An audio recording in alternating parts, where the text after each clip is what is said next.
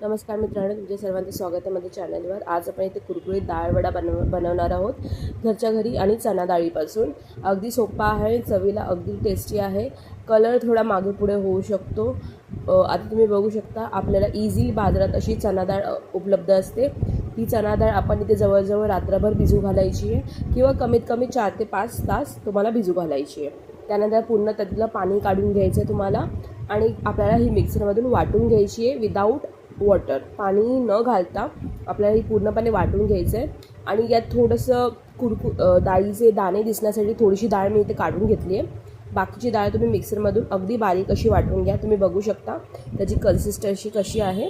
आता ही डाळ आपण एका पातेल्यात काढून घेऊया। आता ही डाळ काढून घेतल्यावर लगेच आपल्याला पुढची प्रोसेस करून घ्यायची आहे।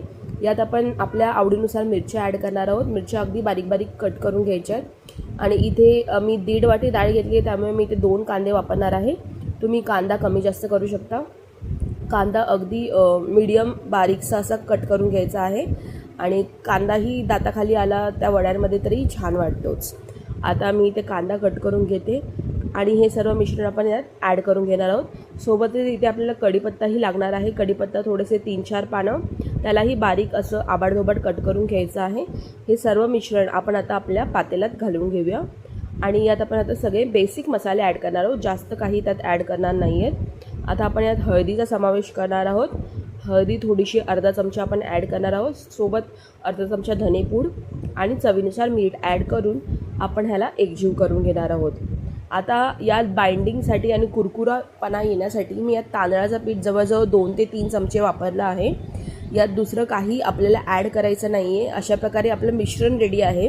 हे मिश्रण तुम्ही रात्री रेडी करून सकाळी डब्याला तुम्हाला वडे बनवायचे असेल तरी तुम्ही हे मिश्रण रात्री बनवून फ्रीजमध्ये स्टोअर करून ठेवू शकता। ह्याची शेल्फ लाईफ कमी असते। रात्री केलं की सकाळी वापरून टाका आणि नाहीतर डाळीला वास येतो। आता हे असं मिश्रण रेडी आहे। पूर्ण एकजीव करून घ्यायचं आहे। पाण्याचा वापर न केल्यामुळे वडे तुमचे अगदी छान होतील व तेलातही फुटणार नाही। आता हातावर तुम्हाला असा एक वडा बनवून घ्यायचा आहे आणि हाच वडा तुम्हाला अलगद तेलामध्ये तेल हा हाय फ्लेमवर तापवून घ्यायचा आहे। त्यानंतर तेलाचं फ्लेम मिडियम ठेवायचं आहे आणि मिडियम फ्लेमवर हा वडा असा त्यात ओतून घ्यायचा आहे। जेवढे तुम्हाला एका टायमाला मावतील तेवढेच वडे तुम्ही ॲड करून घ्यायचे आहे तेलामध्ये। जवळजवळ 4 ते 5 वडे एका टायमाला माझे झाले होते, ते मी ते ॲड करून घेते। हे वडे तुम्ही घरच्या घरी कधी नाश्त्यासाठी किंवा असंच तुम्हाला खायचं मन करत असेल तर नक्कीच बनवून बघा। रेसिपी माझी कशी वाटते हे तुम्ही मला कमेंटच्या द्वारे सांगा।